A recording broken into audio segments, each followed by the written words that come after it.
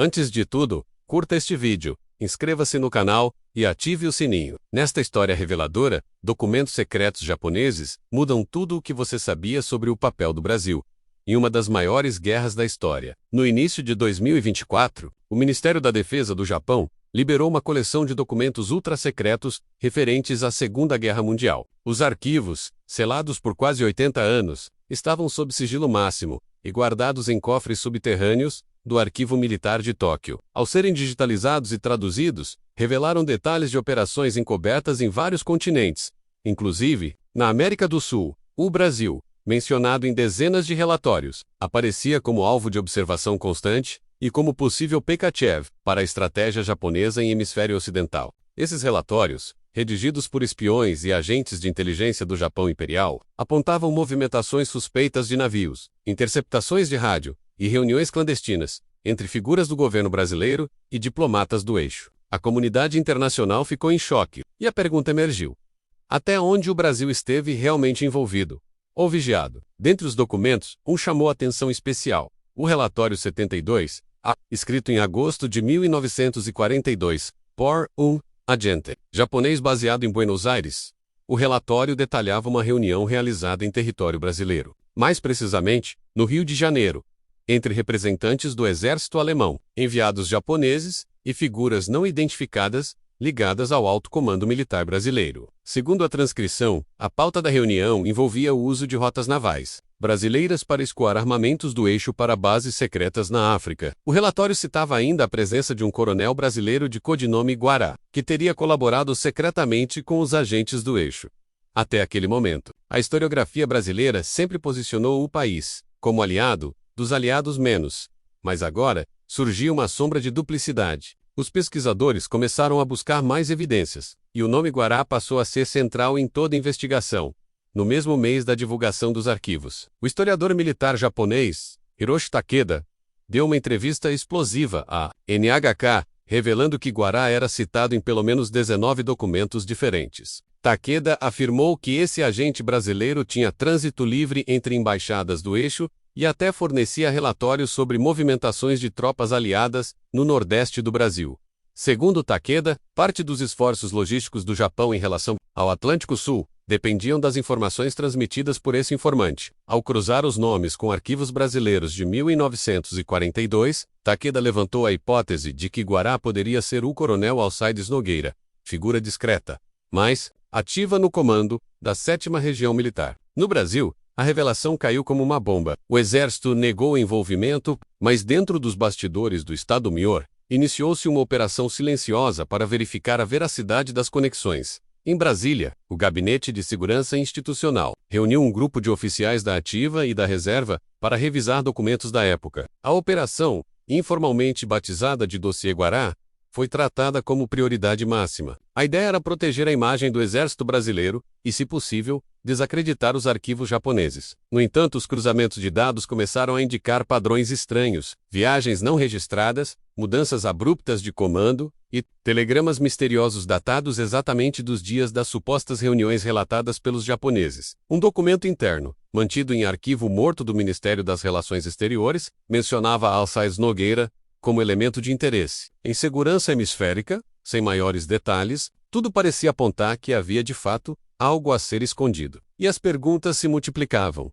Quem era o verdadeiro Guará? E por que seu nome foi enterrado por tanto tempo? Enquanto isso, no Japão, uma equipe de jornalistas independentes publicou um dossiê com fotos de documentos, mapas secretos e até registros de áudio restaurados. Um dos áudios trazia um diálogo entre dois agentes japoneses, discutindo a entrega de códigos criptografados ao contato brasileiro, mencionando o nome de Guerra Guará e a frase "O Atlântico é a porta oculta para Tóquio". Esse trecho reacendeu teorias da conspiração sobre a presença de submarinos japoneses em águas brasileiras durante a guerra. Na cidade de Natal, um pescador aposentado afirmou ter visto, em 1943, um estranho submarino emergir à noite e lançar pequenas embarcações em direção à costa. Historiadores sempre descartaram o relato como folclore, mas agora o testemunho parecia ganhar novo peso. O litoral nordestino, por décadas apenas citado como base aliada, começava a ser visto como um possível teatro de guerra velado. Nos arquivos do Exército Brasileiro, foi encontrada uma carta datada de 1946, e classificada como outra secreta, com assinatura do então general Canrobert Pereira da Costa.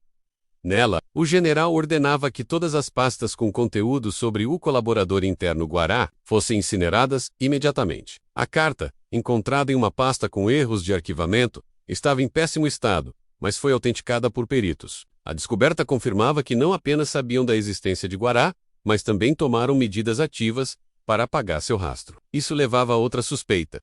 Até que ponto o governo brasileiro estava disposto a colaborar com o eixo, antes de se alinhar oficialmente aos aliados? Teria sido uma decisão estratégica ou uma reversão forçada por pressões externas? Cada nova evidência abria mais uma fissura na narrativa oficial construída após a guerra. A história parecia prestes a ser reescrita, em resposta à crescente pressão da opinião pública. O Ministério da Defesa do Brasil emitiu uma nota afirmando que as menções a militares brasileiros em arquivos estrangeiros não constituem, por si só, comprovação de fatos históricos concretos. A imprensa, porém, não se contentou com a declaração vaga. Um grupo de historiadores civis exigiu acesso irrestrito aos arquivos militares, e a Ordem dos Advogados do Brasil protocolou um pedido formal por transparência. Na internet, o nome Guará virou trending topic. YouTubers, jornalistas e conspiracionistas produziram conteúdo massivo sobre a trama escondida. Mas, entre todas as vozes, um novo nome emergia: o neto de Alcides Nogueira,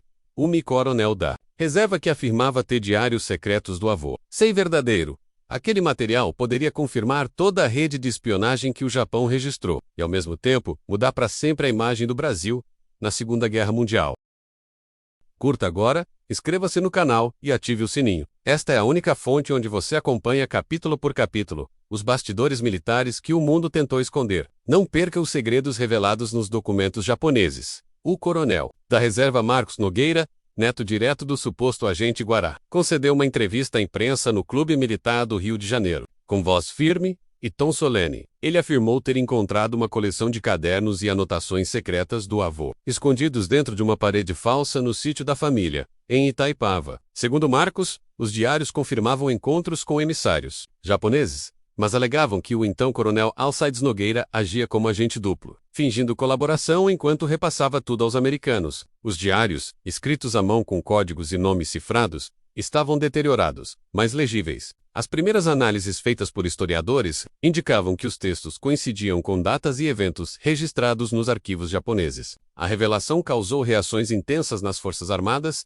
e dividiu opiniões: herói infiltrado ou traidor silencioso. O conteúdo dos diários de Alcides Nogueira revelava uma guerra invisível, travada nos bastidores das embaixadas, cafés, discretos e reuniões noturnas no Rio de Janeiro e em Recife. Ele narrava encontros com homens de olhos puxados e senhores de fala ríspida e uniforme cinza, codinomes para japoneses e alemães, respectivamente. O mais surpreendente era o relato de uma operação batizada de Corrente de Areia, na qual Nogueira alertou os aliados sobre a tentativa do eixo de instalar um sistema de escuta no litoral brasileiro, próximo à base aérea de Parnamirim. Em resposta à denúncia silenciosa, os americanos reforçaram sua presença no Nordeste, construindo rapidamente torres de monitoramento e pistas adicionais. O diário, nesse trecho, reforçava a imagem de Alcides como agente duplo a serviço dos aliados. Mas não havia provas externas que confirmassem sua lealdade total, menos apenas suas palavras.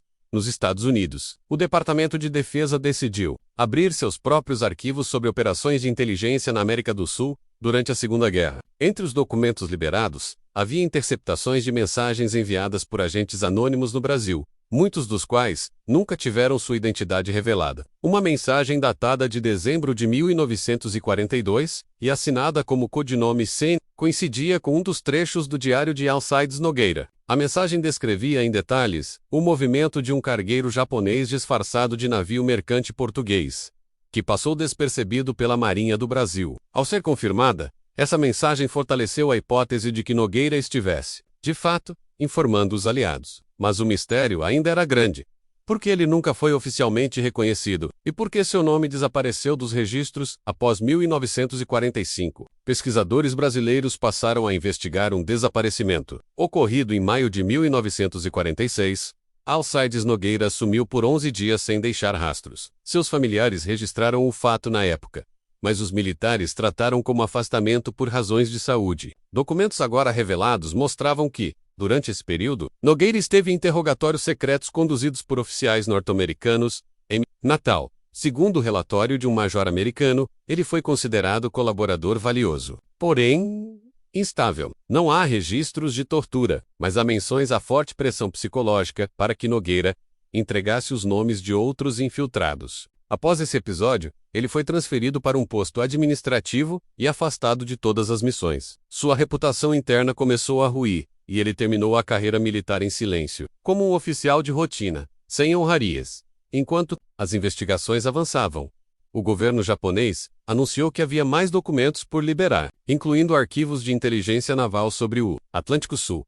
Esses documentos traziam relatos sobre operações de submarinos japoneses próximos à costa brasileira, especialmente entre Salvador e Fernando de Noronha. Um dos relatórios mencionava o desembarque de equipamento sensível, entregue a pescadores locais em troca de ouro. Essas informações reacenderam teorias sobre redes de espionagem estabelecidas no interior do Brasil. Uma antiga casa de veraneio em Ilhéus foi invadida por curiosos após relatos de que lá funcionava um posto avançado silencioso do eixo, ainda que muitas histórias fossem folclóricas. Outras coincidiram com informações dos diários de Alcides. A história começava a parecer menos ficção e mais realidade oculta por décadas. A essa altura, o Brasil vivia um debate nacional. Ensinar ou não esses novos fatos nas escolas militares e públicas? O Exército manteve silêncio, mas o Ministério da Educação montou uma comissão para revisar os currículos de história. As famílias de veteranos ficaram divididas.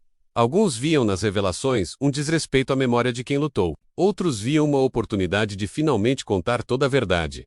A polarização crescia. Programas de televisão debatiam o assunto em horário nobre. Livrarias correram para republicar obras sobre a participação brasileira na Segunda Guerra, agora com apêndices dedicados ao caso Guará. O país inteiro mergulhava numa redescoberta de seu papel no conflito global. Mas havia ainda uma peça que faltava nesse quebra-cabeça. Uma última carta, escrita por Alcides, gêmea advogada, mantida por seu neto em absoluto sigilo. No dia 7 de setembro, em pleno feriado da Independência, Marcos Nogueira convocou a imprensa para ler publicamente a última carta do avô, escrita em 1952, pouco antes de sua morte. A carta continha um pedido direto ao neto: nunca permita que apaguem o que vivi, mesmo que o mundo não entenda. Alcides relatava que nunca buscou medalhas, mas apenas evitar que o Brasil se tornasse território de guerra direta. Confessava que seus relatórios nunca agradaram inteiramente nem aos japoneses nem aos americanos, e que, no fim, ficou sozinho. Dizia que o verdadeiro inimigo era o silêncio da verdade. Ao final da leitura, muitos jornalistas se emocionaram. A imagem do soldado obscuro, contraditório e ignorado, ganhava nova força, e o Brasil se via diante de uma nova versão de sua própria história, menos escrita, não com canhões, mas com palavras escondidas por gerações.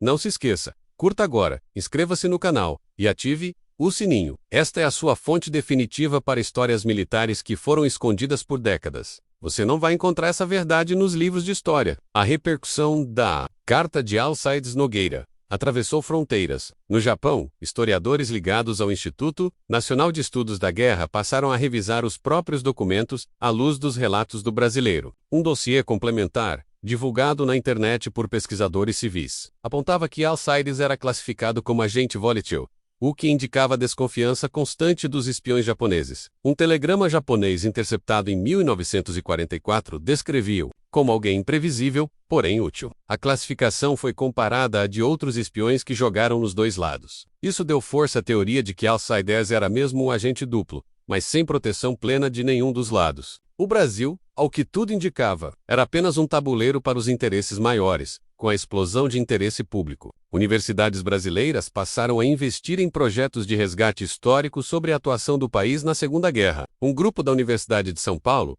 criou um banco de dados colaborativo com milhares de documentos digitalizados, cruzando informações dos arquivos do Japão, Estados Unidos da América e Brasil. Descobriu-se que o nome Guará aparecia em 5 registros de operações de contra-inteligência, todos com datas que coincidiam com eventos de sabotagem frustrada em território nacional. Uma em particular, conhecida como Plano Lotus, envolvia a tentativa de explodir uma linha ferroviária vital para o envio de borracha e manganês. A operação foi interrompida misteriosamente, e agora suspeita-se que tenha sido denunciada. Por else, cada novo achado tornava sua figura ainda mais ambígua, menos herói invisível ou traidor solitário. Enquanto os estudos acadêmicos avançavam, setores do exército reagiam com cautela. Oficiais da ativa se reuniram com o Ministério da Defesa para discutir como o nome de Alcides Nogueira deveria ser tratado nos documentos oficiais e currículos militares. Uma corrente mais conservadora alegava que valorizar um agente de dupla face poderia abrir precedentes perigosos. Já outra,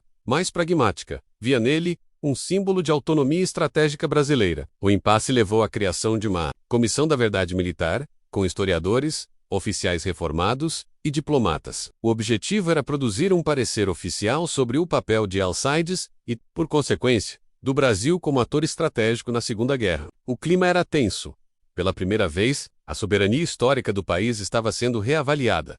Durante as audiências da comissão, uma nova reviravolta surpreendeu o país. Um veterano de guerra, o tenente Ernesto Vasques, de 101 anos, revelou que havia servido com Alcides Nogueira durante um breve período em 1944, na base de Parnamirim. Segundo ele, Alcides desaparecia por dias e voltava com ordens diretas vindas do exterior, o que era incomum para um oficial brasileiro. Vasques disse lembrar de uma conversa em que Alcides falava em evitar que o Brasil fosse a próxima Polônia, indicando que temia uma ocupação. O depoimento foi considerado confiável e foi transmitido em cadeia nacional. Pela primeira vez, a imagem do agente duplo ganhou uma aura de nobreza. A opinião pública começou a enxergá-lo como algo que agiu sozinho para proteger o país. No exterior, o caso Nogueira também gerava discussões. Em Washington, um grupo de congressistas propôs incluir o nome do brasileiro em uma galeria simbólica do Museu de Inteligência Militar, ao lado de outros espiões aliados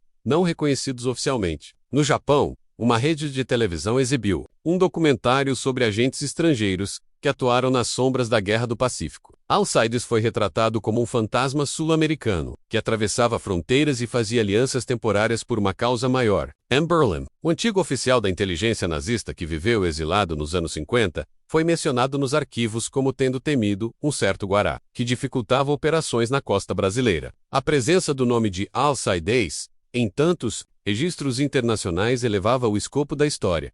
Não era mais um caso nacional, era uma peça de guerra global, em um evento simbólico, no Congresso Nacional. Os netos de Alcides Nogueira receberam uma medalha póstuma, entregue pelas Forças Armadas, reconhecendo sua atuação estratégica em tempos de crise internacional. A cerimônia, transmitida ao vivo, foi acompanhada por veteranos da FB e autoridades civis e militares. Marcos Nogueira, visivelmente emocionado, declarou: "Meu avô jamais pediu reconhecimento, mas o Brasil devia isso a ele." Ao fundo, uma imagem projetada exibia o trecho da carta final de Alcides.